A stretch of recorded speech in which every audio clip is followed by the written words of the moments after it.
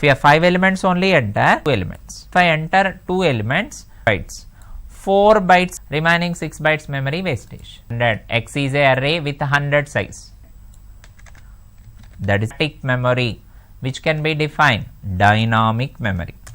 You see that how to create dynamic memory with pointers, int star x. What is meant by star x here? X is a integer pointer. It is maybe single value, maybe number of values. Here I am not decided, maybe x pointer can enter single or multiple. Here I am not decided, design time I am not decided. If I decided that, square bracket to be indicated. If I am not decided that, is equal to int star, each integer to integer pointer, malloc, malloc, size of integer, 2 bytes into, based on our convenience, I want to enter 3 value 3. At that time how much memory created? 2 into 3. 2 into 3 how much memory? 6 bytes. 6 bytes created. If I enter size of int into 4, 8 bytes memory created. If I enter size of into n, based on the n number of bytes created, pointer. Now you see what is discussion actually here, dynamic memory, design time. If I mention the square, suppose I am not decided how much size, there is no idea how much size to be created, design time. At execution time, I want to allocate some space, I want to allocate some value. While working of dynamic memory, initially just a pointer variable to be created. This pointer memory allocated at which type of pointer? malloc, malloc function, size of integer, size of data type. Suppose your array integer means size of integer, your array character means size of character, into number of values. N value not decided design time, n value decided at run time. That is possible with the help of dynamic file alloc.h. Malloc advantage of this dynamic memory functions, memory only saved. The results are no difference. The last classes I discussed static memory. Using static memory I created arrays. You can calculate with a sum of array wastages. Design time you have to decide how many elements. But I do not know the size for design time, I want to allocate my size at runtime. Results are same.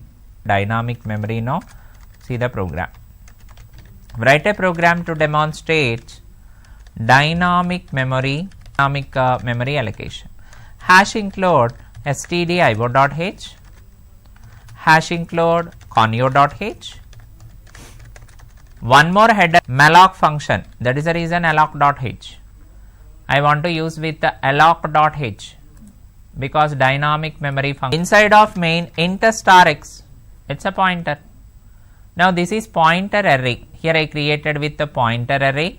Now I want to take with after this int star x, I used with some n. N is the size purpose. N is the size of array. First I want to enter size of array. Not enter any size. The size should be mentioned with n, array size. Scanf %d ampersand n. Once I enter the size, n is size, how to allocate a dynamic memory for x? Actually x is a array, integer pointer. How to create? X equal to int star. X equal to int star 2 bytes into n. What is the meaning of this statement now? I want to allocate a memory at a runtime, n number of bytes. Integer is 2, size of integer is 2, after that n is 5, 2 into 5, 10 bytes, 2 into 5 elements. Now I want to enter I is also index variable, I++. How to read the array element? Scanf. Now array is integer type, %d, but my array is a I want to read the array based on the index. Initially first index address, next second index address. but are the elements. Array list, whatever star, what is main side? I mean, I want to read the array elements to input of star indicates value. Dynamic memory I created here, get ch to end of the main. Now this program dynamic memory malloc function I used, malloc memory allocation, dynamic 1.c, program name is dynamic 1.c. Enter size of array 5. 5 means 1, 12, 30 stages. Just I am creating that runtime based on 16, 7. At that time, how much? 14 bytes memory created this. For this array, 14 bytes memory allocation creates. Whatever memory allocated with malloc function, that memory to be clear. How to clear off that memory? Finally, to use one function, free function. What is meant by free function? Which after usage of that, initially how much memory created with malloc, that memory to destroy. You see that when I work off free of x, memory to free. When I run this, size of array 5. If I enter n is 5, 5 into 2, 10 bytes memory creates. I am entering 5 elements. 5 elements storage, how much memory? 10 bytes. Memory also destroyed. But here no difference. Just I am input with the help of which every dynamic memory of the program. At end of the program free function, initially malloc. Now you see that what is calloc function also there, cache memory allocation. This is also create the memory. What is the syntax of calloc function now? How to create pointer? Pointer equal to data type star, pointer equal to data type star, calloc, calloc, size of data type, size of integer, size of data type, comma, not star symbol, comma symbol to be used, comma, number of values, comma, number of values. There is no star. Now you see this function syntax, data type equal to pointer, pointer equal to data type star, pointer type, calloc function, cache allocation, size of data type. I mean your data type is which size? Size of data type, comma, number of values, like how many values to be passed, how many values. Malloc function same syntax, star will be there, single argument, but here 2 arguments. And one more difference, calloc function, when you go for calloc function, garbage value. If I go for calloc also dynamic memory allocation, int star x, x equal to cache allocation, means 10 bytes equal to int star integer, into symbol. Here what to be mentioned? Function also, how much memory creates? 10 bytes. And what is the difference? Calloc function garbage values also allocate the memory. Malloc function garbage value never allocate the memory. What is the important point note here? In calloc function, while working of calloc function now, in calloc, garbage value also memory allocates. Garbage means unknown value, that is decided by compiler. Garbage values also allocating memory. But in calloc function, calloc function, never allocate the memory. Garbage values be only created. Garbage value never allocate memory defined. You see that one more program I want to discuss with the help of calloc function. You see the program here, calloc function. Write a program to demonstrate calloc function. How to use the calloc function also available on elec.h, conio.h. Now I want to work with hash include alloc.h, alloc.h. Inside of main, I want to calculate with arithmetic 3 pointer variables ID. So int star x equal to int star calloc size of integer into 1. I mean it is not array should be entered. 1 means single value. Comma symbol to be used. Comma symbol to want to allocate the memory. 2 bytes. This is 2 bytes memory create integers. Want to enter the x and y value. D percentage D. Well, don't use ampersand. Star z equal to star x. Star z equal to star x. Star x plus star y. Star x value at address of star y value at address of. Finally, I want to print the addition value. X for 2 bytes memory creates, y for usage of these 6 bytes. I want to free the memory. How to free? Free of x. What is the meaning of free of x? 2 bytes cleared. Compiler memory 2 bytes cleared. 2 bytes memory cleared here. 2 bytes memory cleared. Free of y. 2 bytes memory cleared. Again z also the same process. Free of z. Again 2 bytes memory cleared. Finally get ch to end of the main. Now in this program, actually in this program 3 pointers I declare. These pointers are integer pointers. Each pointer memory runtime. X value memory runtime 2 bytes. But here no ampersand because those are already pointers. Star z equal to, star z means value at address of equal to star x plus star y. Both will be added and print the star z. Free of x means 2 bytes cleared, free of y 2 bytes cleared, free of z at 6 bytes is saved. Dynamic to be used. Calloc function I used. Is error getting checked. CALLOC, sorry. Here CALLOC. CALLOC. Calloc function. CALLOC you have. Calloc function. 4 bytes memory created. X for 2 bytes. Its memory will be clear. For clear the memories. Not defined any value. Suppose if there is no scanf. If there is no scanf, I mean I am not read any value of x and y, but 0. Means if I have the value, then only memory allocate. Process MALLOC. If I use malloc also, here no difference. Malloc also the same, but here what to be used? Into number of bytes into 1 single value. Calloc means star. Calloc means comma, malloc means star. That is only different and remaining will be same. 10, 20, answer is 30. Here also 6 bytes. Now you see that finally what is my conclusion here? If you are creating function I discussed.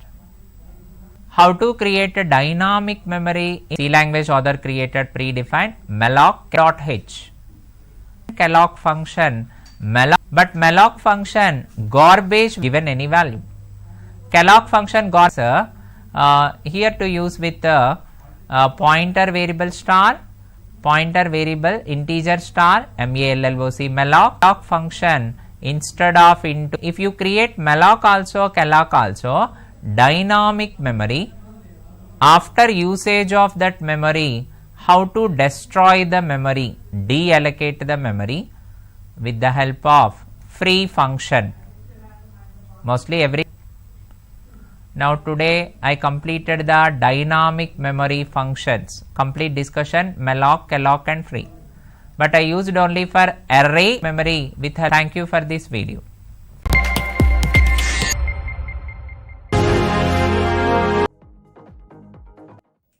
Good day, district. Today the students of Government Degree College for Women for the undergraduate course to begin this subject. Thank you.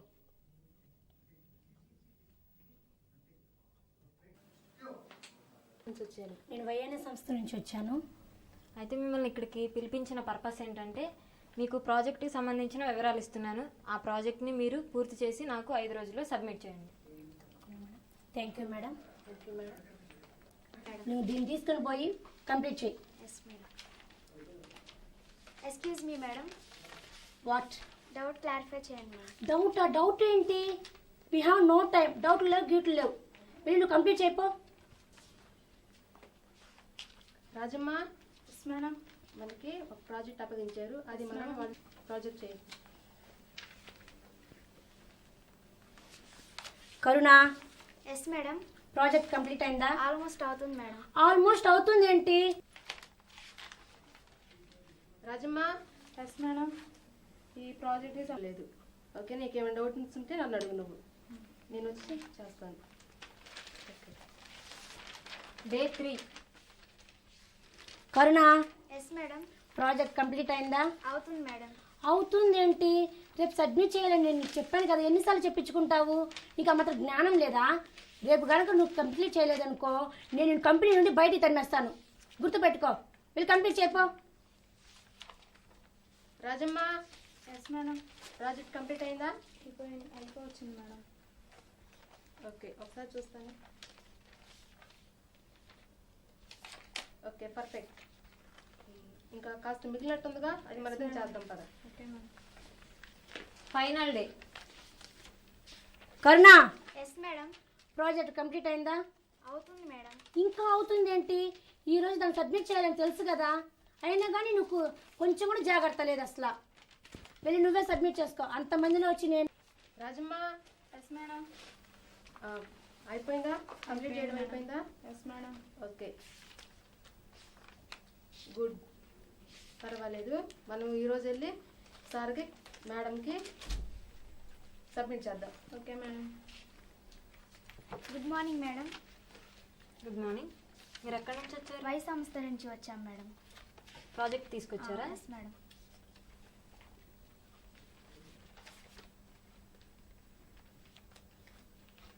ఏంటి project చేయడం? మీకు ఇచ్చిన project ఏంటి? మీరు చేసింది ఏంటి? సగం సగంగా చేశారు. మీ మేనేజర్ ఎక్స్క్యూజ్ మీ మేడం.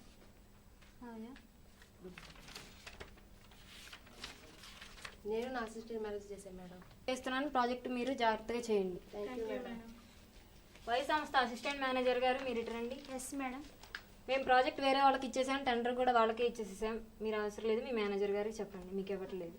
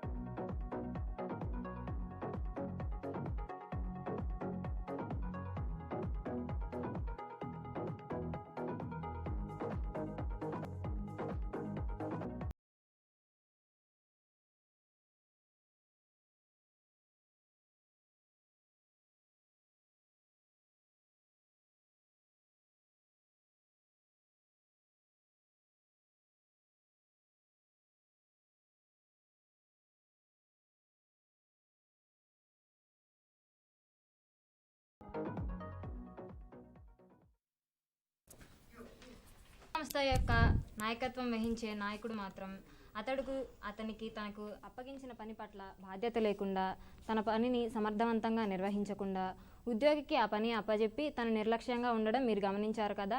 కానీ ఎక్స్ సంస్థలో నాయకత్వం వహించే నాయకుడు మాత్రం తనకు అప్పగించిన పని పట్ల బాధ్యత గమనించి దాన్ని సమర్థవంతంగా నిర్వహిస్తూ మరియు ఉద్యోగుల బాధ్యతను నిర్వహిస్తూ తను ఒక నాయకుడని మర్చిపోయి ఆ ఉద్యోగులతో కలిసి ప్రాజెక్ట్ని పూర్తి చేశాడు మరియు లక్ష్యాన్ని చేరుకోగలిగాడు. ఇలా నాయకులు అనేవాళ్ళు సంస్థలో తన సంస్థ అభివృద్ధిలో వారు ముఖ్యమైన పాత్రను పోషిస్తున్నారు. అసలు నాయకత్వం అంటే ఏంటి? సమాచార పంపిణీ వ్యవస్థ ద్వారా ఒక లక్ష్య సాధనకు పరస్పరం తమ వ్యక్తిగత ప్రభావాన్ని చూపగల సమర్థతనే నాయకత్వం అంటారు. సమర్థవంతమైన నాయకత్వం అనేది సంస్థకు ముఖ్యమైన సాధనం. సమర్థవంతమైన నాయకులు ఉన్నప్పుడు అపజయంలో ఉన్న సంస్థ కూడా విజయవంతంగా ఆ సంస్థ నడవగలిగే అవకాశం ఉంటుంది. నాయకత్వం లేకపోతే సంస్థలో సరుకులు, మనుష్యులు, యంత్రాలు, ముడి సరుకులు ఇంకా ఎన్ని వనరులున్నా కూడా అవి నిరర్ధకమవుతాయి. మేధాశక్తి, ప్రతిభ, బలవంతులు అందరికీ ఆమోదయోగ్యమైన లక్షణాలు ఉన్నప్పుడు మాత్రమే ఆ వ్యక్తులు సమర్థవంతమైన నాయకులు ఉన్నప్పుడు సమర్థవంతమైన ఉద్యోగవంతమైన సంస్థగా రూపుదిద్దుతాడు. అసలు ఎవడైనా నాయకుడు అనేవాడు సైన్యాన్ని చూసుకోకుండా తనే దళపతి, తనే సైన్యం అవుతాడు. నాయకుడు తను ఒక నాయకుడు అని మర్చంగా ఉంటుంది. వ్యవస్థ ద్వారా మనం మొదటిగా తెలుసుకుందాం. వ్యవస్థ నిర్మాణ అభివృద్ధిలో నాయకుడు ఏ విధంగా దానిని అభివృద్ధి చేస్తాడు అనేది మనం తెలుసుకుందాం.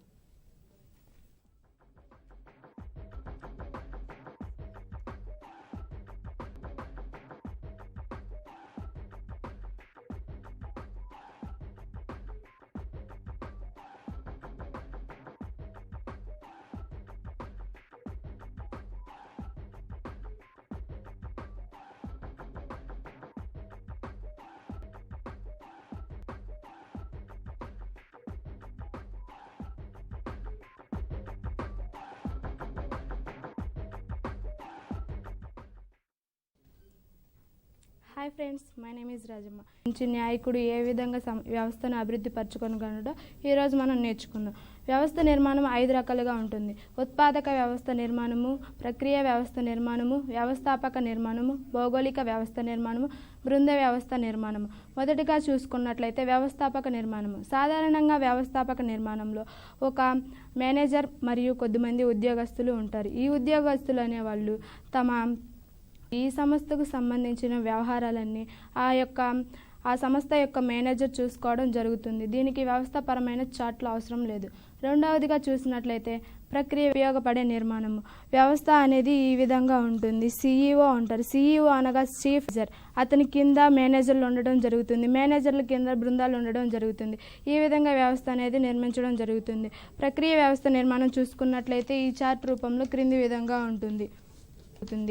మొదటిగా చూసుకున్నట్లయితే మార్కెటింగ్ మేనేజర్ అనేవారు ఆ మార్కెటింగ్ యొక్క మొత్తంను చూసుకోవడం జరుగుతుంది. ప్రధాన ఆర్థిక మేనేజర్ ఆ మార్కెట్లో ఉన్న ఆర్థికంగా ఏ విధంగా కొనసాగాలో నిర్ణయాలు తీసుకోవాలో ఈ మేనేజర్ చూసుకోవడం జరుగుతుంది. ప్రధాన మానవ వనరుల మేనేజర్ ఆ వ్యవస్థలో ఉన్న మానవులు ఏ విధంగా పని చేయాలో, ఏ విధంగా వ్యవస్థను అభివృద్ధి పరచుకోవాలో ఈ మేనేజర్ చూడడం జరుగుతుంది. ప్రధాన మేనేజర్ పరిశోధన మరియు అభివృద్ధి ఈ మేనేజర్ ఆ మార్కెటింగ్ యొక్క పరిశోధన చూస్తాడు మరియు అభివృద్ధి పరచడానికి నిర్ణయాలను తీసుకోవడం జరుగుతుంది. ప్రధాన మేనేజర్ ఉత్పత్తి మీద ఇంజనీరింగ్ మేనేజర్ అభివృద్ధి మేనేజర్ పరిశోధన మరియు అభివృద్ధి పరిపాలన మేనేజర్ ఆ వ్యక్తులు మానవులకు ఏ విధంగా జీతాలను పరిపాలన చేయాలనేది ఈ మేనేజర్ చూసుకుంటారు. పారిశ్రామిక సంబంధాల మేనేజర్ ఆ పరిశ్రమల యొక్క జరుగుతుంది. మూడవదిగా చూసుకున్నట్లయితే ఉత్పత్తి వ్యవస్థ చేయదు. అనేక వస్తువులను మనం స్క్రీన్ మీద చూసుకున్నట్లయితే ఇన్పుట్స్, ప్రాసెసెస్, అవుట్కమ్స్గా చెప్పుకోవచ్చు. ఈ ఉత్పత్తి ప్రక్రియ చార్ట్ రూపంలో చూసుకుంటే క్రింది విధంగా ఉంటుంది.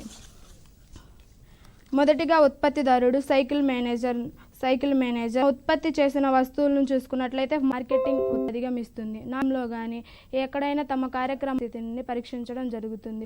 ఆయా ప్రాంతాల భౌగోళిక స్థితి కనుక ఉదాహరణకు చూసుకున్నట్లయితే థమ్సప్ కంపెనీని నిర్మించడానికి భూగర్భ జలాలు ఎక్కువగా కావాలి. ఆయా ప్రాంతాల్లో ఉన్న మేనేజర్ ఆ భూగర్భ జలాన్ని బట్టి కంపెనీని నిర్మించడం జరుగుతుంది. దీన్ని మనం స్క్రీన్ మీదకు చూసుకున్నట్లయితే ఉంటుంది. ఈ విధంగా భౌగోళిక స్థితిని బట్టి కంపెనీలు సరిపోయే విధంగా ఉన్నాయా లేదా అని నాయకుడు నిర్ణయించుకుని వ్యవస్థను నిర్మించుకోవడం జరుగుతుంది.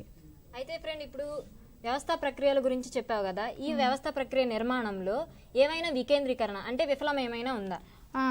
విఫారీగా పెంచుకుంటూ ప్రజలకు సేవలను అందిస్తూ ఆ సేవల ద్వారా ఉత్పత్తులను అధికం చేసుకోవడం వల్ల వ్యవస్థ అనేది అభివృద్ధి చెందుతుంది. ఈ విధంగా ముంజందుతో లాభాలను ఆశించాలనే ఉద్దేశంతో నాయకుడు ప్రవర్తించడం వల్ల లాభాల ప్రక్రియ విఫలమవుతుంది.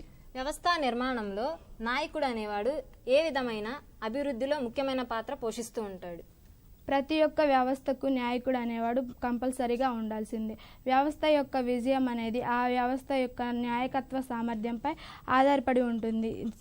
ఈ విధంగా తీసుకున్న నిర్ణయాలను బట్టి వ్యవస్థను నిర్మించుకోవడం జరుగుతుంది. నాయకుడు అనేవాడు కృత్రిమంగా సృష్టించబడినవాడు కాదు, పుట్టుకతోనే ఉద్భవించినవాడు. దీన్ని కొంతమంది విభేదిస్తున్నాడు.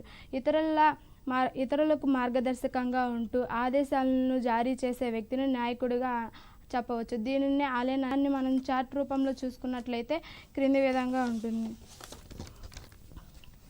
నాయకత్వ దార్శనిక తప్పువప్పులు ఉండాలి.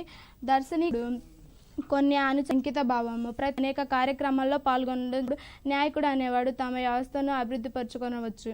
మూడవదిగా చూస్తున్నట్లయితే భావోద్రేక కుశగ్ర బుద్ధిని నిర్మించుకోవడం. మనం ఎంతవరకు భావోద్రేక కుశగ్ర ప్రజలతో చక్కగా మాట్లాడినప్పుడు ఆ వ్యవస్థ అనేది అభివృద్ధి చెందడానికి సహాయపడుతుంది.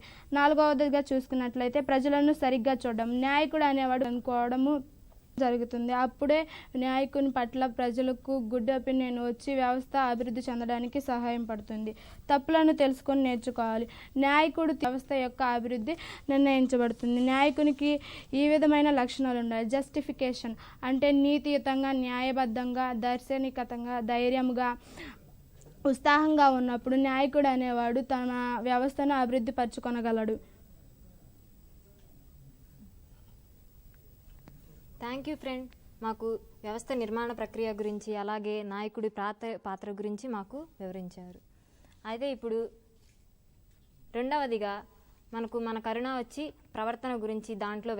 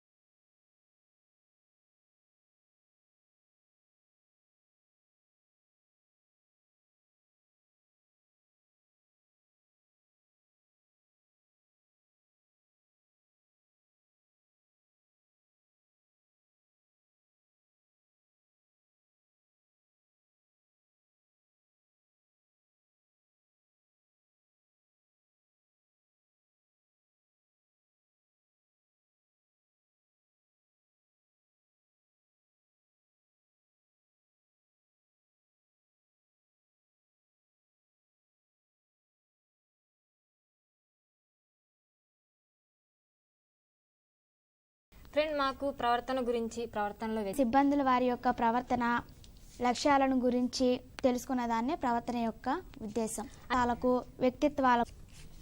వ్యత్యాసాలకు తేడాలకు ఆయా వ్యక్తులకు వివిధ అంశాలుగా వారి ఆలోచనలు వేగంగా విషయాలు పరిశ్లేషించే విధంగా ఉంటాయి. రెండవదిగా చూసుకుంటే స్త్రీ పురుష భేదం. వ్యవస్థలో పనిచేస్తున్న సిబ్బంది వారి యొక్క ప్రవర్తనపై లక్ష్యాలు సాధిస్తారు. వాళ్ళు విద్య అనేది వ్యవస్థలో వ్యత్యాసాలకు తేడాలకు విద్య ఒక ప్రధాన కారణంగా చెప్పవచ్చు. ప్రాథమిక మాధ్యమిక కళాశాల విశ్వవిద్యార్జనలో సంపాదించిన అనుభవం వ్యక్తిత్వం అన్ని వ్యక్తిత్వాలకు వ్యత్యాసాలకు తేడాలకు ఇదొక ప్రధాన కారణంగా అంశాయి.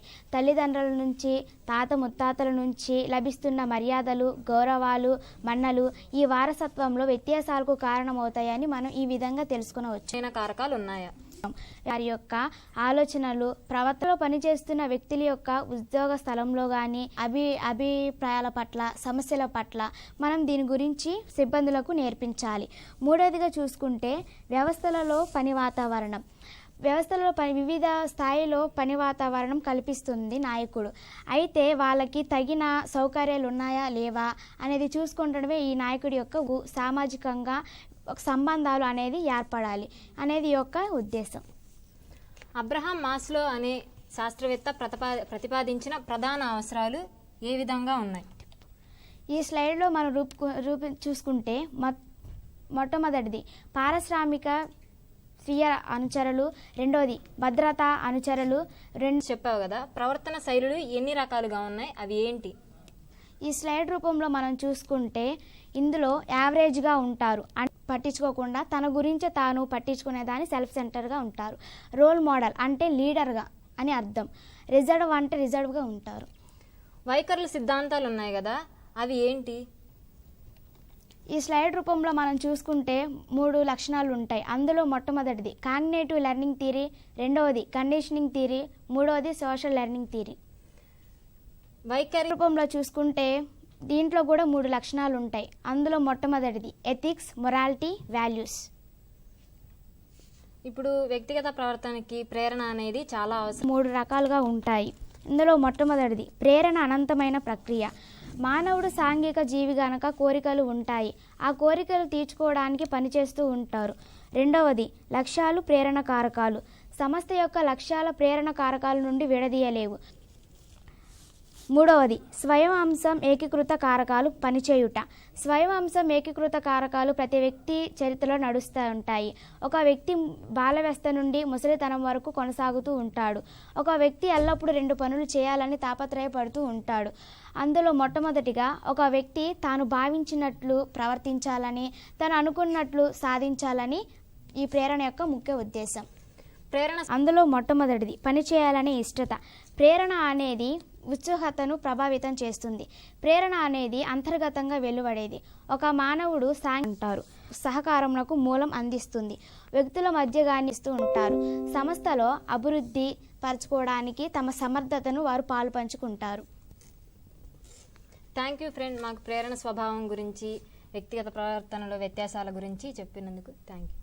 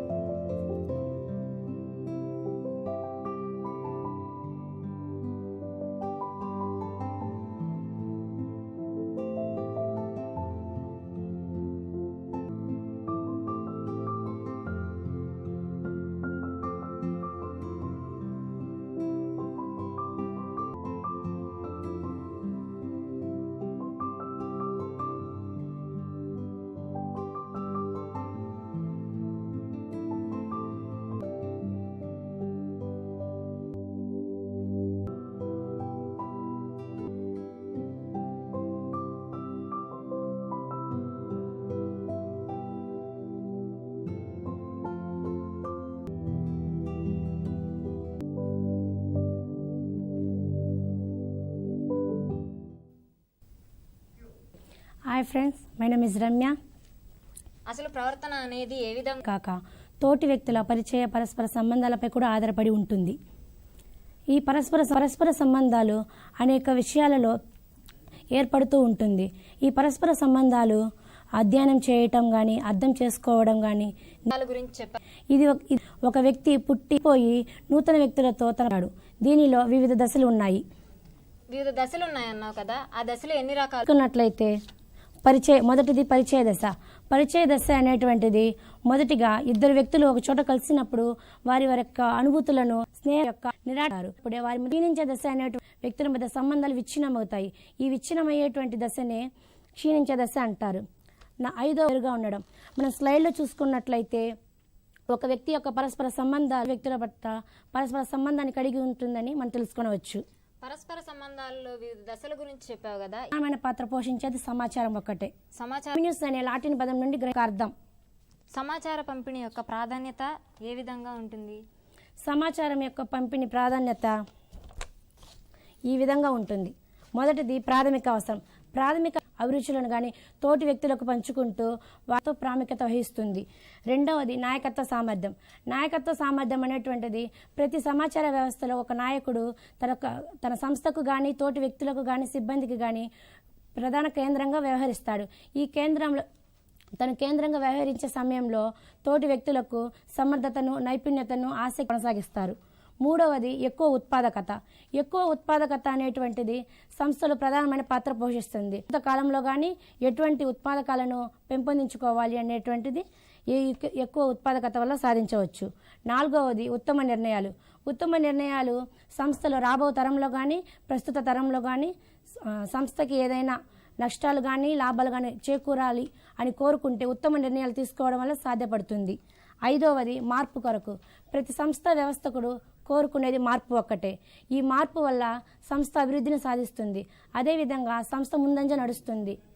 ప్రతి నాయకుడు తన సంస్థ అభివృద్ధికి ఎంతో విధంగా పాటుపడుతూ తన సంస్థని అభివృద్ధి పరుస్తాడు. మనం స్లైడ్లో చూసుకున్నట్లయితే కమ్యూనికేషన్ ప్రాసెస్ అనేది ముందుగా ఒక వ్యక్తి నుండి మరి ఒక వ్యక్తికి ప్రసారం కాబడుతుంది. ఈ ప్రసారం కాబడే సమయంలో తాను ఏ విధంగా చెప్పాడు అంటే అది ముందుగా ముడి సమాచారంగా వెలువడుతుంది. ముడి సమాచారాన్ని భాషాపరంగా కానీ, వ్యక్తిగతంగా కానీ దానిని అభివృద్ధి పరుస్తూ, ఎన్కోడింగ్ చేస్తూ అయితే ఇప్పుడు సమాచార పంపిణీ యొక్క ప్రాధాన్యత గురించి చెప్పావు కదా. అయితే ఈ సమాచార పంపిణీలో ఉన్నాయి. మనం స్లైడ్లో చూసుకున్నట్లయితే వ్యవస్థాపరమైన అవరోధాలు నాలుగవది సమాచార పంపిణీ అవరోధాలుగా చెప్పవచ్చు. ఇక్కడ చూసినట్లయితే ఆమె ఏమో చెప్పడానికి ఇష్టపడుతున్నారు, తనేమో వినడానికి ఆశపడడం లేదు. ఇది ఒక సమాచార పంపిణీ వ్యవస్థలు ఇది ఒక అవరోధంగా చూపించవచ్చు. థ్యాంక్ యూ ఫ్రెండ్, మాకు సమాచార పంపిణీ యొక్క ప్రాధాన్యత గురించి, దాంట్లో వచ్చే అవరోధాల గురించి మాకు చెప్పినందుకు థ్యాంక్ యూ సో మచ్. అయితే ఇప్పుడు నాలుగవదిగా మనకి అసలు సముదాయాలు ఎన్ని రకాలుగా ఉంటాయి, సముదాయాల్లో సంఘర్షణలు ఏ విధంగా ఉంటాయో చెప్తుంది.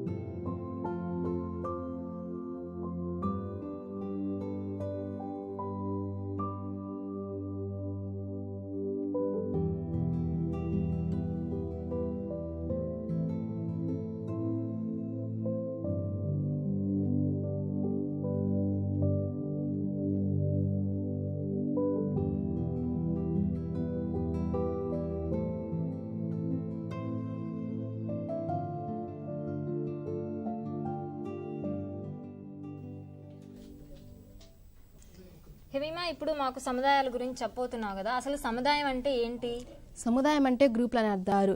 మానవుడు సమూహాల మధ్య కొన్ని సందర్భాల్లో చురుగ్గా ఇద్దరు లేక అంతకు మించిన వ్యక్తులు ఒకరినొకరు మరియు పరస్పరం ఒకరిపై మరొక ఆధారపడి నిర్దిష్టమైన లక్షణాలు ఏర్పరచుకున్నట్టుకు ఏర్పడిన సమూహమును సముదాయం అని అంటారు, లేదా గ్రూప్ అని కూడా అంటారు. సముదాయం అర్థం ఒక సంస్థలో ఇద్దరు లేక ఎక్కువ మంది వ్యక్తులు కలిసి సముదాయము కొన్ని రకాలుగా ఉంటుందని మేము తెలుసుకున్నాం. అయితే సముదాయాలు ఎన్ని రకాలుగా ఉంటాయి? సముదాయం రకాలు 2 రకాలుగా ఉంటాయి.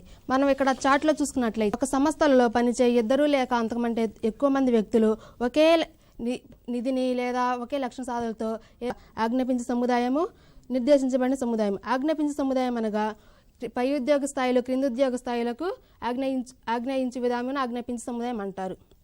రెండవది నిర్దేశించబడిన సముదాయం. నిర్దేశించబడిన సముదాయం అనగా నిర్దేశించబడిన పనిని నిర్వహించడానికి ఏర్పరిచిన సముదాయం ఒక వ్యవస్థీకృతిలో లేదా ఒక నీతి నిబంధనలను యథార్థంగా ఏర్పరచుటకు తమ కార్యనిర్వహణను మెలకుగా విభజించడం జరిగింది. అవేమనగా వాటిని 2 ప్రాముఖ్యంగా విభజించడం జరిగింది. అవేమనగా స్వప్రయోజన సముదాయము, రెండవది స్నేహ సంబంధమైన సముదాయం. స్వప్రయోజన సముదాయం అనగా వ్యక్తులు తమను కానీ వ్యవస్థల్లో కానీ సంఘర్షణలు వస్తూ ఉంటాయి లేదా విభేదించుకున్నట. సంఘర్షణ అనగా వివిధ రకములు లేదా వివిధాలు మనం చూసుకున్నట్లయితే మొదటిది ఒక సంస్థలో పనిచేసే 2 వ్యక్తుల మధ్య లక్ష్య సాధనతో తలెత్తే వివాదములు. అంటే ఒక సంస్థలో పనిచేసే అవకాశం ఎక్కువగా ఉంటుంది. ప్రతిభ లేని సభకరమైనవి కూడా కావచ్చు. రెండోది మనం చూసుకున్నట్లయితే ఒక సంస్థలో పనిచేసే 2 సముదాయాల మధ్య ఏర్పడే భేదములు. ఈ భేదాలు సముదాయానికి లేదా సంఘర్షణలకు కూడా ఉండవచ్చు.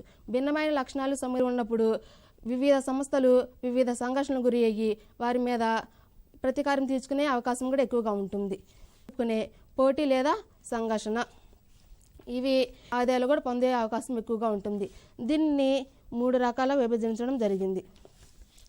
1 ఓటమి అనేది 2 సంస్థలకు లేదా 2 సమూహాల మధ్య సంభవించడం జరుగుతుంది. గెలుపు ఓటమి అనేది వివిధ సంస్థలు ఒకే శక్తివంతమైన సామర్థ్యంతో కలిగి కృషితో ఆదర్శంతో చేసి గెలుపు సాధించే సంస్థలు, గ్రూపులు, వ్యక్తులు. ఈ వ్యక్తుల మధ్య అనేకమైన సంఘర్షణ కలిగి వివిధ రకాలమైన అవకాశాలు కూడా ఎక్కువ. సంఘర్షణ ఉన్న సంస్థ అంటే ఒక వ్యక్తి మాట్లాడి మిగతా సభ్యులందరూ అక్కడ వింటూ ఉంటున్నారు కాబట్టి వారి కోరికలు వ్యక్తపరచలేకపోతున్నారు. అందుకే వారి సంస్థలు అభివృద్ధి చెందాలని వ్యక్తపరుస్తున్నారు కాబట్టి వారి సంస్థలు అభివృద్ధి ఉన్నత స్థాయిలో మంచి హోదాలను కలిగి ఉన్నాయి. తెలియాలంటే సమర్థవంతమైన బృందం కావాలి. దాని గురించి నేను మీకు చెప్తాను.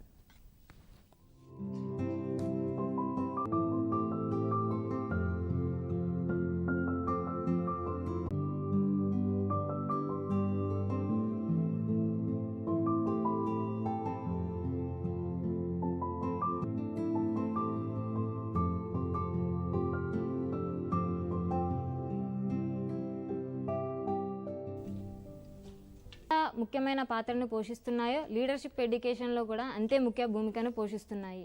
అసలు బృందం అంటే ఏంటి? దీనికి బాష్ మరియు స్మిత్లు అనేవారు ఒక నిర్వచనం ఇచ్చారు. పనులను నెరవేర్చుకుంటూ పరస్పరం కలిసి జవాబుదారీతనంతో కలిసి పనిచేసే ఒక చిన్న సమూహంనే బృందంగా చెప్పుకుంటారు. ఈ బృందాలు 4 రకాలుగా ఉంటాయి.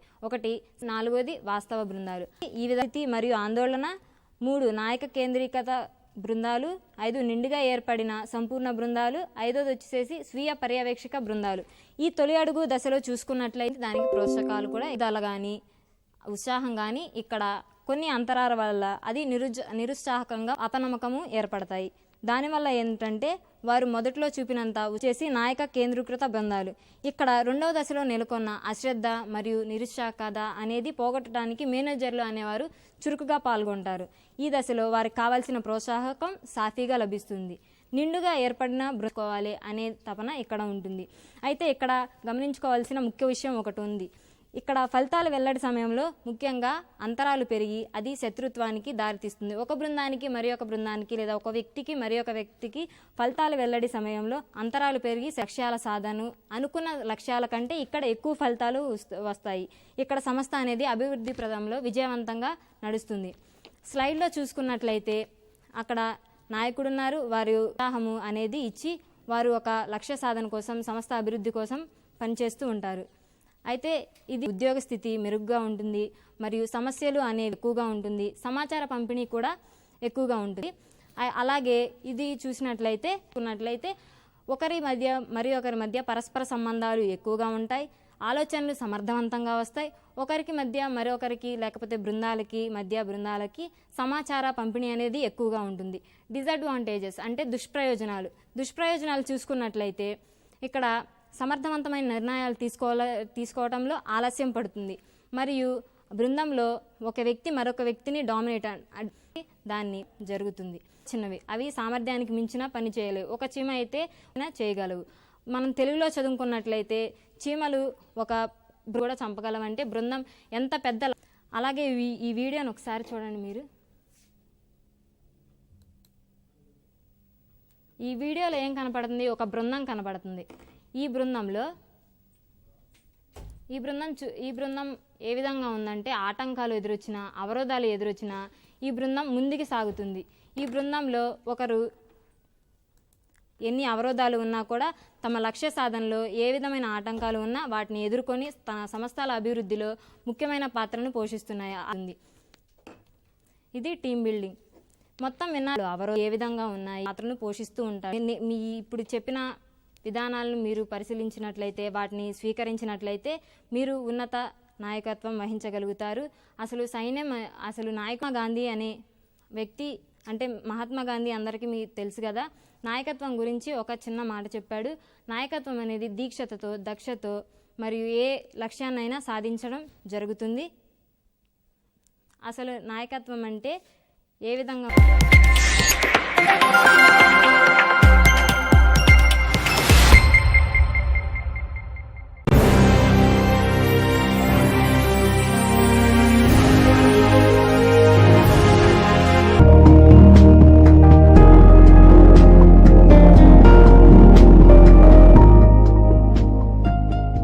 cluster papers. The first topic I am going to discuss is Fourier transform NMR spectroscopy. Fourier transform involves the conversion of a time domain to a frequency domain. So what is time domain? Time domain is nothing but a plot between the intensity and the time, which is measured in seconds, whereas the frequency domain is a plot between the intensity and the frequency.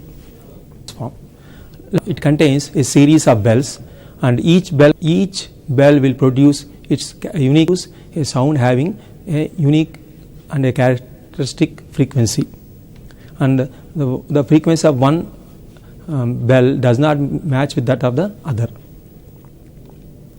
So if you select only 4 chimes and stroke them, then you will get the pattern like this as shown in the figure. This is for the first one, this is for the second one, third one, fourth one. Instead of striking them individually, sound patterns of all aerogram as shown in the figure. Shipping 4 chimes at this particular frequency will offer or Fourier transform will offer a very good method for this conversion. Then why we have to study Fourier transform in spectroscopy? Because several spectrograms. Therefore, these complex interferograms are very difficult to interpret because the frequencies will match and they will interfere with the spectrum. Before getting the spectrum, we have to convert the complex interferogram into a frequency domain plot. I will explain about this in the next slides. There are basically 2 types of NMR spectrometers. Now I am going to concentrate only on spectrometers. One is continuous wave and second one is Fourier transform. Then what is continuous wave spectrometer? In the continuous, keep the magnetic field. We keep the magnetic field constant, or we can keep the magnetic field will vary. The frequency will remain. The frequency on means we have to choose frequency. Then we can save the time. NMR technique was first introduced by Ernst, who got the Nobel Prize in the year 1991. He got the Nobel Prize for his contribution towards the development of the methodology of high resolution NMR. In 1960s, he has first time used the Fourier transform technique in NMR to form the basis for the modern NMR spectroscopy. Therefore, now we are using only the pulsed Fourier transform NMR spectrometers. This pulse technique was also first introduced in NMR by Ernst. We use it contains a range of frequencies as shown in the figure. The pulse contains a range of frequencies and this is the central frequency. Suppose you are using 60 above and below that. Therefore, when you got into spectrum in less time simultaneously. This is known as relaxed against the time. Decay. Let us consider as shown that this will be applied by the pulse that is degrees to Z. Now the protons are excited will undergo relaxation. That means they have to come back to the original state and they will come back to the original state in the electromagnetic radiation. That electromagnetic radiation would the excited nuclei radiation. This is FID, typical FID plot, and FID is considered as an exponential decay. The proton of interest will decrease exponentially. Therefore, it is like a exponential decaying sine wave, and this FID is collected and this is digitalized, and the computer will convert this FID into, this is nothing but a time domain, into any Fourier. Therefore, actually we generally see in our books previous classes that third one is hydroxy proton. All these three protons are having different chemical shift values.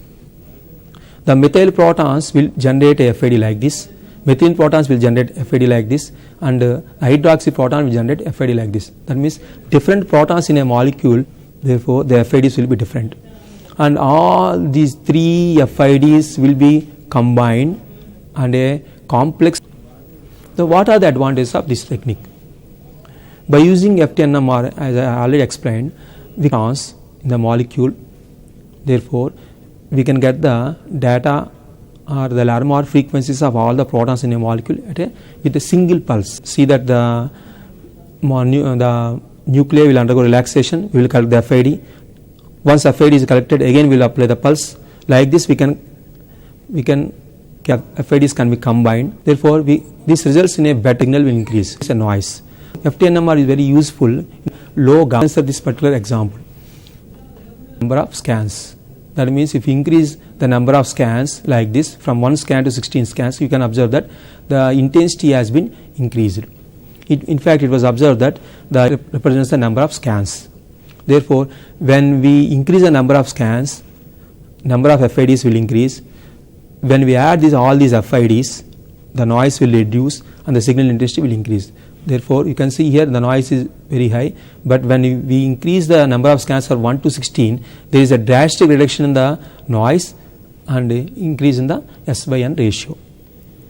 FTNMR plays a vital role in the case of the spectrum of the nuclei which are having low abundance and having low scan. That means from the spectrum you cannot interpret anything, but when we increase the number of scans to 200, see there is a drastic change in the S/N ratio. The noise has been drastically reduced and S/N ratio has been increased. Therefore, like this, using FTNMR spectroscopy less time, therefore it is a time consuming technique, and also we can record the spectrum for the nuclei which are less.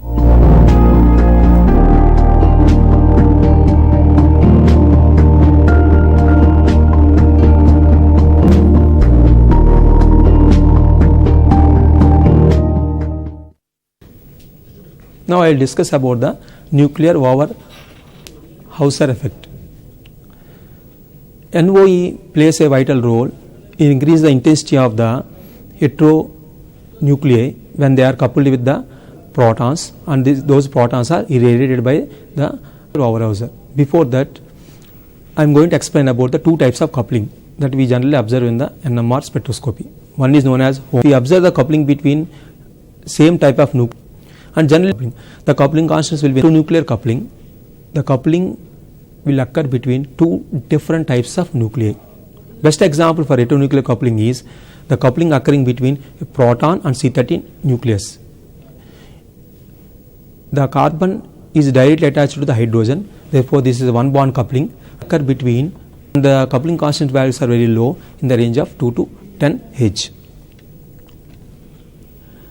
Now, with C13 directly attached to the carbon atom, It is very only due to the directly attached hydrogens, but also due to the nearby hydrogens. Then the hydrogens which are directly C13 and which will overlap with one another. Therefore, it is very difficult to interpret a completely coupled proton spectra. We cannot get any meaningful information about how many carbons are there, how carbons are coupling with the nearby and the directly attached hydrogens. Therefore, what we will do is, in most of the cases, decoupling process is carried out by using a second frequency known as a second frequency generator known as decoupler. Therefore, in the case of decoupling experiment, we have to use two frequencies. One frequency to excite the C13 nuclei and the second frequency to. Therefore, what we will do is, in proton decoupling, we will remove the coupling. In a proton decoupled spectrum, we will get only the singlets, which are due to the different types of carbon atoms present in the molecule based on the chemical environment and the delta values. Therefore, how a decoupler works? When we start the decoupler, it will generate a tunable frequency, so that two things will happen. One is decoupling. Let us consider A, the tunable frequency, then X nuclei in the alpha state and beta state will become equal. When they get saturated, then the neighboring nucleus cannot distinguish the X nuclei in the alpha state and beta state. That means there will be a rapid transition of X nuclei between X and between alpha state and beta state. Therefore, the nearby nucleus cannot distinguish X in the alpha state or in the beta state, because between these alpha state and beta state, X is rapidly undergoing the transition. Therefore, A can only observe the average spin state of the X. Therefore, there will be no coupling between the A and X nucleus. Therefore, you will see only singlet. Previous in this case, if there is one X, then we are getting a doublet, because A is coupling with the X. But when X is saturated, that is decoupling, then the other thing is also happening. Because of the saturation same, therefore, the nuclei in the alpha state will not undergo a transition to the beta state. Therefore, there will be no signal due to the X. Therefore, when you switch on the decoupler, the two things are happening.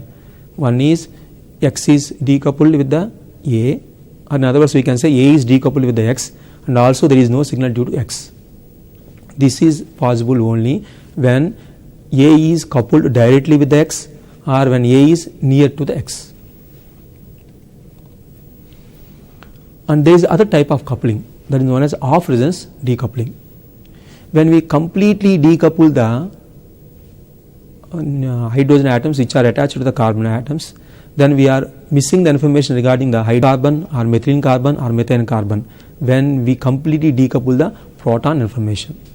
Therefore, there is other method that is known as off resonance decoupling. In off resonance hydrogens, but hydrogens which are not then what is a coupled using decoupling in such a way that it will cover all the frequencies of the carbon atoms. Whereas in the case of off resonance decoupling, we will send the frequency which is not above or below their frequencies, landmark frequencies of the protons.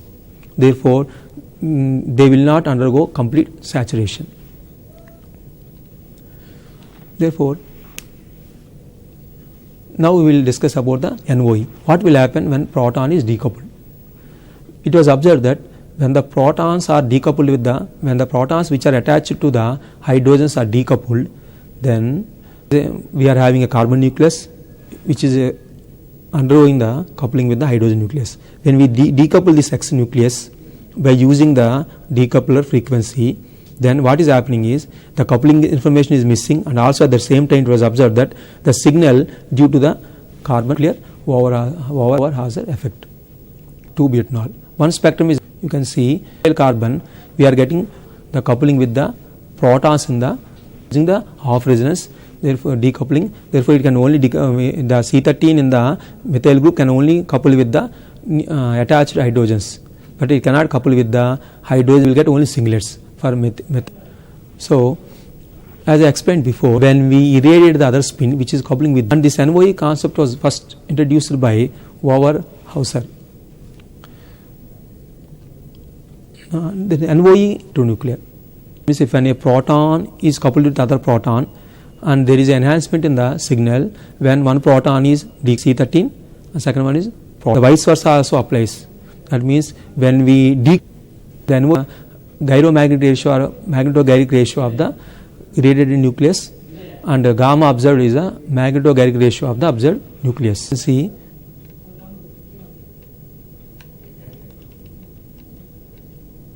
if you substitute, for example, if you substitute 4 by 2, therefore proton attached to the 2 are negative. If both the gamma values as given in the formula are positive, then NOE will be positive. If one of the gamma values is negative, then NOE will be negative. Intensity of the signal will decrease rather than enhancement in the signal, as observed in the case of C13. Therefore, it was observed that NOE effect increase in the case of methyl group, because in this group the carbon is attached directly to 3 hydrogens. In the case of methylene, carbon is directly attached to only. The NOE operates not through on the NOE. Nuclear angstrom units or 3 to 6 angstrom units, then they can undergo coupling through space. Therefore, one dipole through space, provided studied in our class, which involves the bonds between the two nuclei. And therefore, NOE can be given by, or NOE depends on the function of 1 by, or as the radial distance increases. How we can explain NOE in a theoretical manner?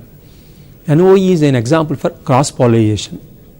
What is happening in NOE? Change in the population of the spin states. That means let us consider C13 and 1H system. C13 1H system. We are decoupling the hydro. When we decouple the polarization in the spin states, that means already I explained about this. The alpha state population and beta state population will become equal. Therefore, they will get saturated. According to Boltzmann distribution at room temperature, the alpha state should have more population and beta state should have less population. But population will become same for alpha state and beta state. Therefore, the nearby C13 will sense this change in the polarization. Therefore, there will be states. Therefore, this is known as cross polarization. Therefore, as values for the irradiated nucleus and C13, you can see that there is a enhancement by 200% directions. That means we can increase the intensity of the C13 nucleus. But which are decoupled with the enhancement in the intensity of the C13 heteronuclear. Therefore, when we decouple the proton, which is atom, then there are, I will discuss about 2 applications of NOE. One in the case of heteronuclear coupling, another in spectrum.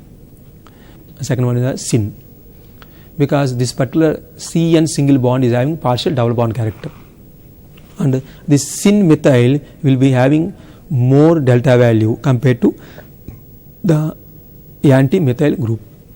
Therefore, it is more downfielded when compared to this. Therefore, we are getting the value of SYN like here, and the corresponding chemical sheet for the SYN anti will be like this. When we irradiate, here what is happening is this aldehydic hydrogen is undergoing the C13 the anti-methyl group, and also therefore when we decouple this C13 that is present in that are present in SYN and also the anti-methyl groups, but it was observed that this NOE effect will be more pronounced in the case of C13 peak compared to the C13 in the anti group, because this proton is in the value is very low when compared to the R value here. Therefore, there will be enhanced intensity in the peak due to carbon in the C13 peak in the anti-methyl group. This is a best example for a NOE effect when there is a proton designated as agents in the methyl group of the NOE interaction through space, and this HA is having a doublet. As you can see here, there is a doublet. This doublet is due to the coupling of HA with HB. It is very important to note that the HA proton they will undergo formula HA is that increase intensity is nearly 30%. In the case of proton, therefore, when we decouple this proton, therefore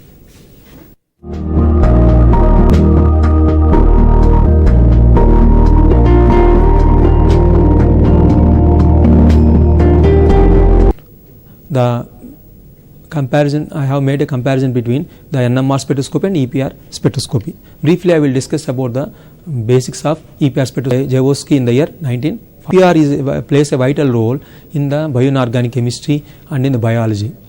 Second derivative plots. Instead of absorption plots, we will use the first derivative or second derivative plots. And there are two important parameters in EPR. Like in NMR, we are having two important parameters. One is chemical shift and is coupling constant. The electron and the radiation, that is applied magnetic field B0, and G values are generally in the range of 2.0023 for in the case of small, for the species which are having therefore we will go to the basic theory about the G value. When let us consider the electron is having spin motion, therefore as shown in the figure it will undergo a spin motion. When we put this electron in a magnetic field B0, then it will come as alpha spin state. The beta spin state has given the value of minus half, and alpha spin state is characterized by plus half.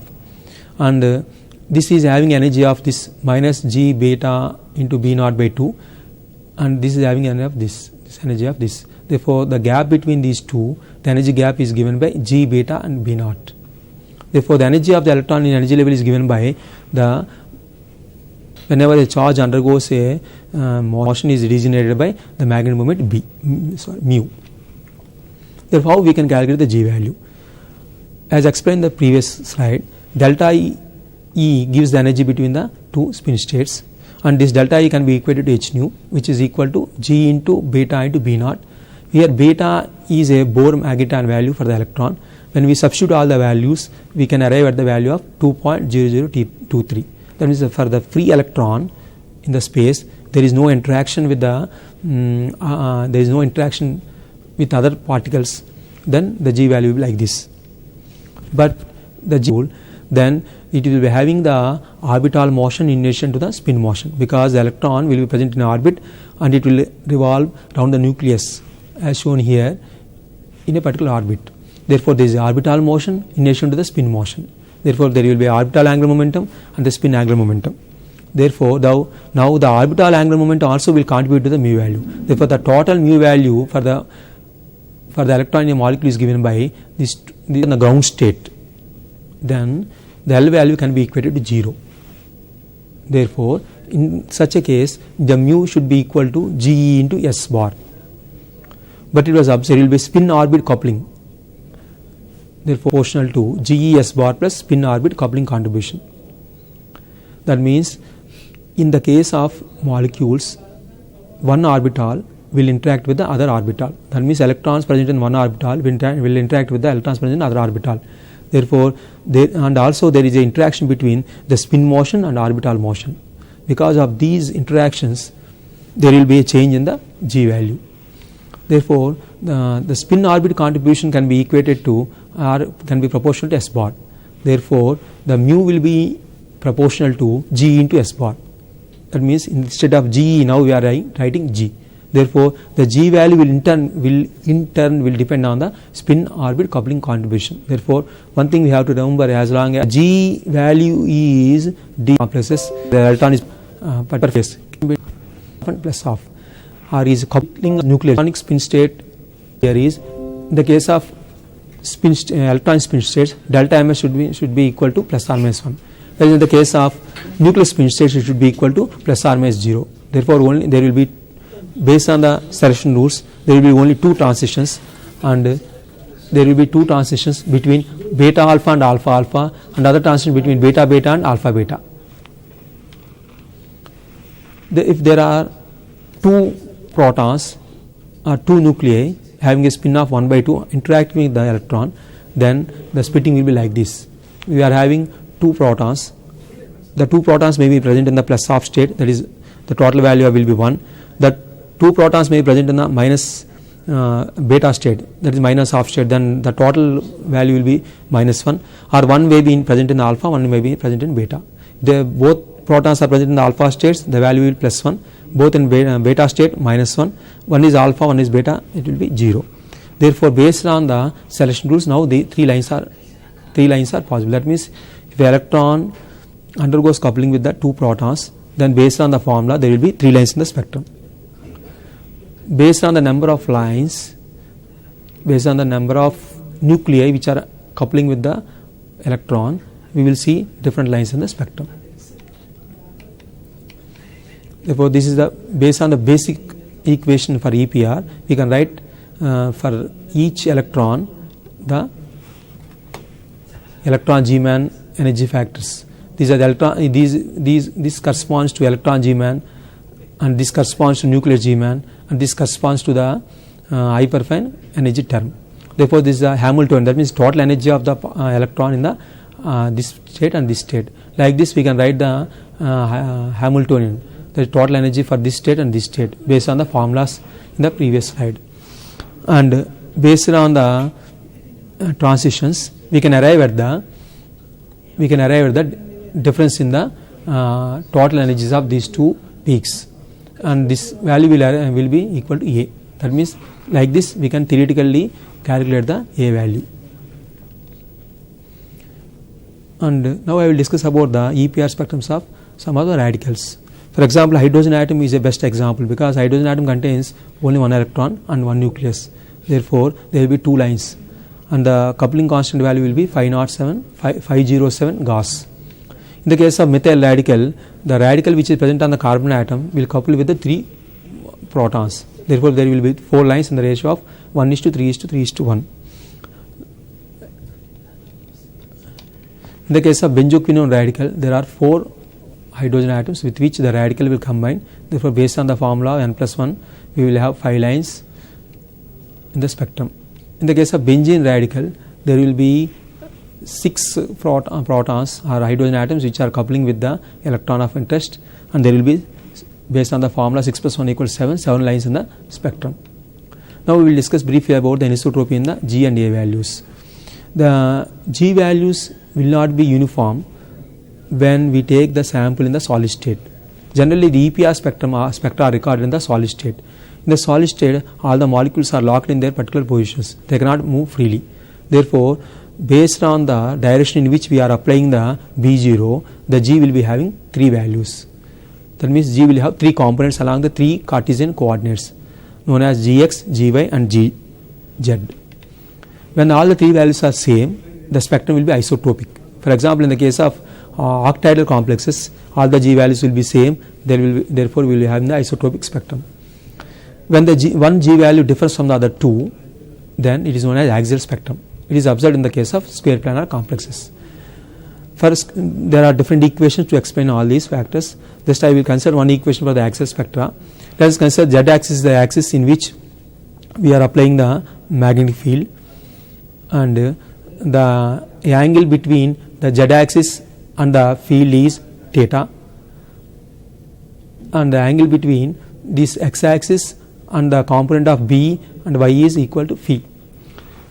When theta value is equal to 0, when we substitute theta equal to 0 in that particular equation, we know that sin theta is equal to 0, therefore cos theta will be equal to 1, therefore G axial 0 will be equal to G z. That means when generally we consider that the z axis will be coaxial with the applied field, and therefore the Gz will be coaxial with the B, whereas Gx and Gy are parallel to the Gz and the magnetic field.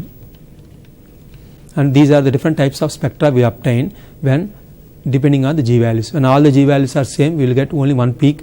When in the case of axial, when G parallel is greater than Gx and G parallel is greater than Gx and G double prime, this will be like this. And this other case of axial spectrum, and when all the 3 G values are different, we will get a spectrum like this. And in the case of gaseous metal ion, the G value can be calculated like this. But generally the metal ions are studied in the form of complexes. Therefore, when you take a complex, you have to record the spectrum either in the solution state or in the solid state. When we record, generally most of the time we will record the spectrum in the solid state. Therefore, there will be 3 G values along the 3 directions, and a given EPR spectrum contains different G values. based on the electronic environment. Therefore, G value will deviate from the GE, and it will depend on the spin orbit interaction. Therefore, there is easy way to determine how many G values a particular metal ion will be electron in a particular metal ion is having based on the electronic environment. This is the formula to calculate that. Here K is a constant which gives the extent of orbital mixing, how one orbital is mixing with the other orbital, and the orbital interactions can be determined by K, and the spin orbit coupling constant is given by lambda, where E0 is energy of the ground state, En is energy of the excited state. And we can make use of this magic pentagon to arrive at the value of K. Therefore, this magic pentagon is having 3 levels based on the m values. We know that d orbital is having a L value of 2, therefore m values can be plus 2, plus 1, 0 or minus 1 or minus 2. Therefore, there are 3 levels, and we have to understand one thing is that whenever the dx square y square orbital interacts with the xy orbital, then the K value has to be taken as 8. When dx square y square orbital interacts with the yz, the value will be equal to 2. That means when we are applying the field along the z direction, then the spin orbit coupling will occur along the x and y axis. Therefore, when we are considering the interaction of the magnetic field with the G in the z direction, we have to consider the coupling between the dx square and the dxy. Therefore, we have to take the K value as 8. Let us consider this particular complex. There is a square planar complex. Best example is CuCl4 2 minus. That means tetrachloro copper 2 complex. In this particular complex, that is tetrachloro cuprate complex. Okay, but this is having D9 configuration, and we have studied in coordination chemistry that there will be one electron in the dx square y square orbital. Now this orbital will be the ground state orbital, and we can calculate the G values when we assume that z axis is parallel to the B0. Therefore, GZ is G parallel, and x and y are perpendicular to the B0. Therefore, x and y axis are considered as G perpendicular axis. Now, when we are considering the spin orbit coupling along the z direction, we have to consider the interaction between dx square y square orbital and dxy orbital. Therefore, the K value is taken as 8. When we are considering the interaction along the x axis or y axis, then we have to consider the coupling between dx square y square and dxz, or dx square y square and dxy. In such a case, the value will be 2. Therefore, based on this calculation, we can find that the G parallel values will be greater than G perpendicular, which are in turn greater than GE. Therefore, for this particular complex, we will get the spectrum like this. You can see that there are 2 G values in the square planar complexes. That means the axial spectrum generally will contain 2 G values. The G parallel may be greater than G perpendicular, or G parallel may be less than the G perpendicular. And each G value split into 4 lines, because we know that here the nucleus is copper, which is having a I value of 3/2, and there is 1 electron. Therefore, based on the formula, there will be 4 lines for each of the G value, and these are given by, and the splitting is given by A parallel, and the A parallel will be more here and less here. In fact, in this also there will be 4 lines, but since A perpendicular values are very less and compared to A parallel, the spectrum is generally shown like this. Thank you.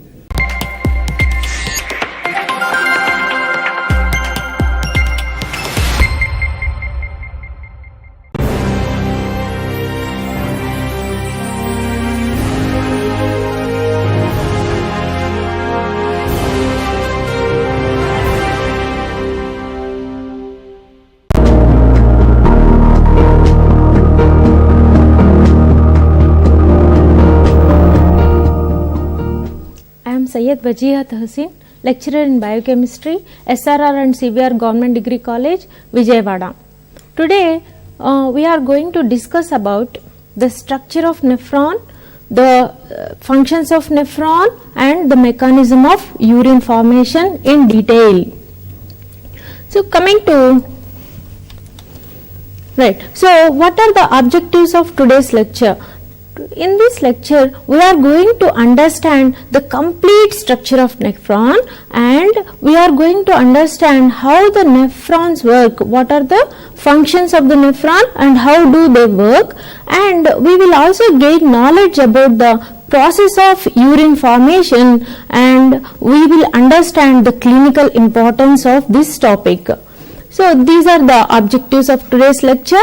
And now coming to the structure of nephron. So nephrons are the structural and functional units of the kidney. Coming to, first we will see what is the organization of kidney, structure of kidney, then we will go into the structure of nephrons. So kidneys are bean shaped organs. So you can observe here, kidneys are bean shaped paired organs. They are located in the peritoneal cavity, and these are the chief excretory organs, and kidneys are usually they are existing from 13th, you can see the 12, they are paired organs and they are existing in the peritoneal cavity. So coming to the length and width of the kidneys are usually 10 to 12 centimeters in length and 5 to 6 centimeters in width. They have 4 to 5 centimeters in thickness. So that is the usual measurements of the kidney. And coming to the weight of the kidneys are around 150 grams in males and little bit lesser, that is 135 grams in females. So usually right kidney is a little bit smaller than the left kidney. These kidneys which are existing in the peritoneal cavity, the paired organs, they are, if you observe the cross section of the kidney, so in the cross section of the kidney, here in the diagram you can see, so you have in the cross section of the kidney, there is a peripheral dark region. So this region is called as cortex, and you also have the lighter region which is called as medulla. So coming in the kidney structure, you can observe a deep notch here. Through this notch, usually the blood vessels, that is veins, arteries, enter into the kidney, and ureters passes out through the kidney. Then nerves also enters through this deep notch. This is called as hilus. Then this is the basic structure of the kidney. So once again I'll revise. Kidneys are bean shaped organs. These are the paired organs which are chief excretory organs. They are located in the peritoneal cavity, and each kidney measures about 10 to 12 centimeters in length and 5 to 6 centimeters in diameter, and you have the thickness of 3 to 4 centimeters of thickness is there. And each kidney, coming to the weight of the kidney, each kidney weighs about 150 grams in males and little bit lesser, 135 grams in females. And usually the right kidney is smaller than the left kidney. And you can also see there is the deep notch here in the medial region. So where you have the hilus, through which usually the blood vessels, there is arteries and veins enters into the kidney, and your ureters come out of the kidney. Nerves also enters through this region. So you have a peripheral dark region which is called as the cortex, and lighter region, this is called as the medulla. Right. So coming to our today's main concept, that is the structure of the nephron. Nephrons are the structural and functional units of the kidney. So if you can see the structure of the nephrons, histologically you have two different types of nephrons. So what is the arrangement of the nephron, and if you observe the histology, so you can see there are two varieties of nephrons. The first one are suprarenal nephrons. Those are which are arranged in the top. They are called as superficial nephrons. The second one are juxtamedullary nephrons. So you can see in this diagram, so the topper, so in the cortex region, the top of the cortex region, you have the superficial nephrons. These are the nephrons which are fully functional. They are the fully functional nephrons. At in all conditions they are working, means in all conditions they are under the work. So these are the superficial nephrons. They are around 85% of the total nephrons are superficial nephrons. Then you have the juxtamedullary nephrons. These occupy 1/3 of the cortex. Superficial nephrons occupy 2/3 of the cortex, and they will occupy 1/3 of the cortex. So in this 1/3 of the cortex you have the juxtamedullary nephrons. These juxtamedullary nephrons are longer, they are large, they are having large tubules compared to the superficial nephrons. Superficial nephrons are having smaller tubules, and they are existing 2/3 region of the cortex, and juxtamedullary are 1/3 region of the cortex. They are around 85%. The remaining 15% are juxtamedullary. So 85% are the superficial nephrons. Superficial nephrons are fully functional, and juxtamedullary nephrons work only in the stress conditions. So this is the arrangement of the nephrons in the cortex and medulla. Then if you observe the structure of the nephrons, coming to, we'll see in deep what is the structure of the nephron.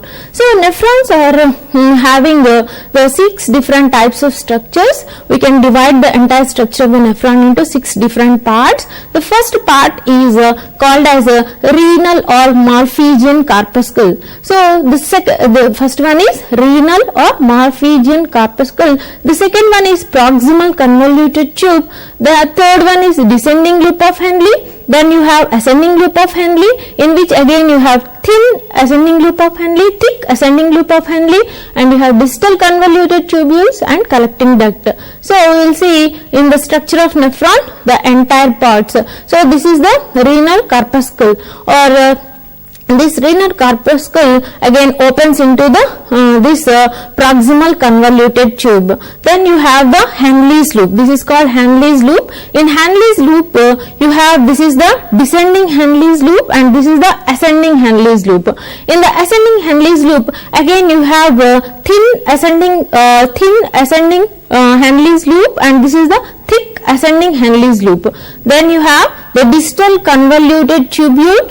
Then this is the collecting tubule. So this is the entire structure of the nephron. So these nephrons usually they are existing 1 to 1.2 million in each kidney. That means completely the nephron, the number of nephrons existing in your 2 kidneys are around 2 to 2.4 million nephrons are working. So these are the microstructures which are existing in the kidney and carry out all the functions of the kidney, that is homeostasis and the excretory functions. So kidneys are the important organs which are involved in the homeostasis, and they are also the chief excretory organs.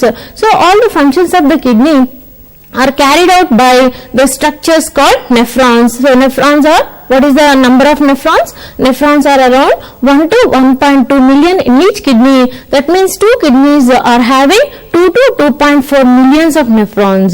So this is the basic micro structure of the nephron. Nephron is having, this is renal corpuscle, and you have proximal convoluted tube, then you have Henle's loop, then you have distal convoluted tube, and this is the collecting duct. So we will see each part and what is the function of each part in detail.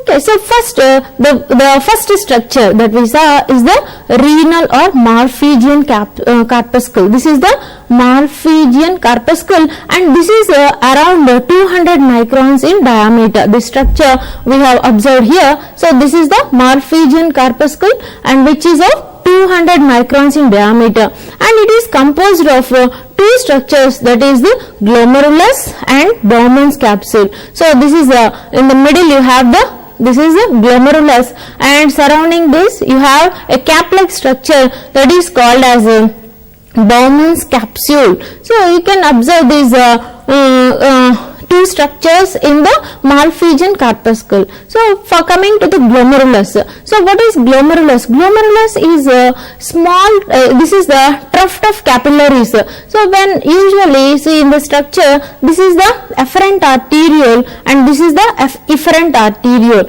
So you have seen here that this Malpighian corpuscle, in this efferent arteriole enters and it supplies blood to the glomerulus, so this Malpighian corpuscle, and this blood again it is passed through the efferent arteriole, which is converted as vasa recta.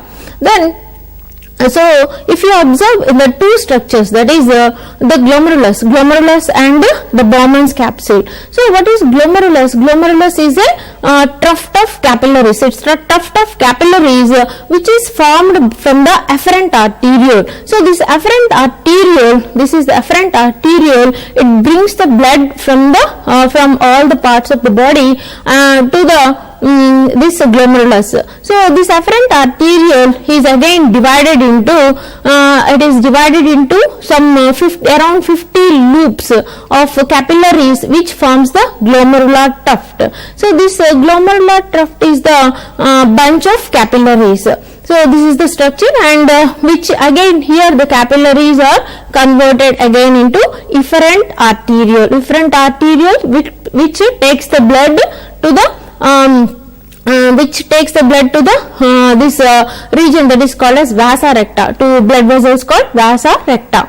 Then see, if you observe in the glomerulus, you have two different types of cells. The first one are called as endothelial cells, the second one are called mesangial cells or mesenchymal cells.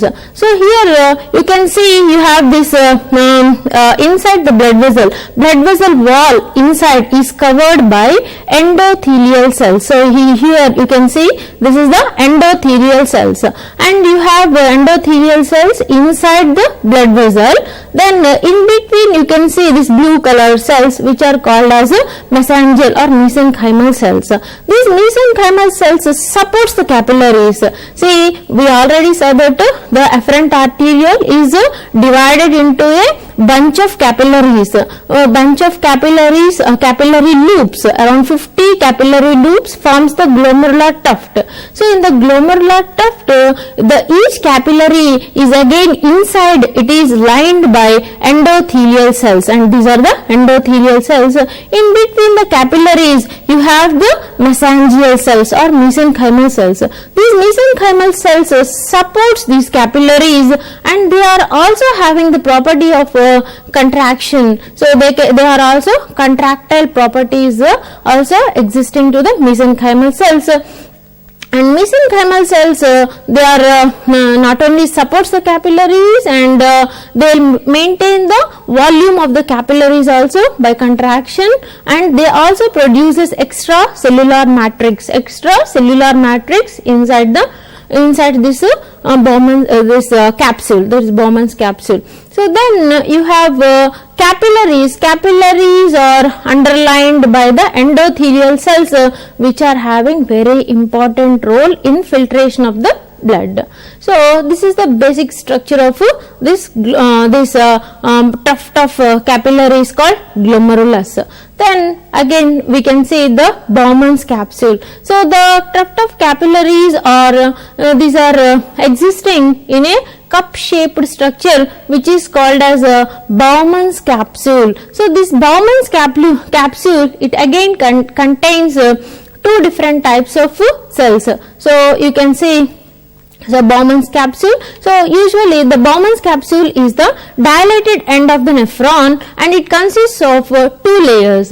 One is peritoneal. So you have two different cells here. One is the parietal layer and the visceral layer. So in the structure you can see, so this is the parietal layer, and this one here you can see the green color here, so which surrounds these capillaries, that is called as the visceral layer.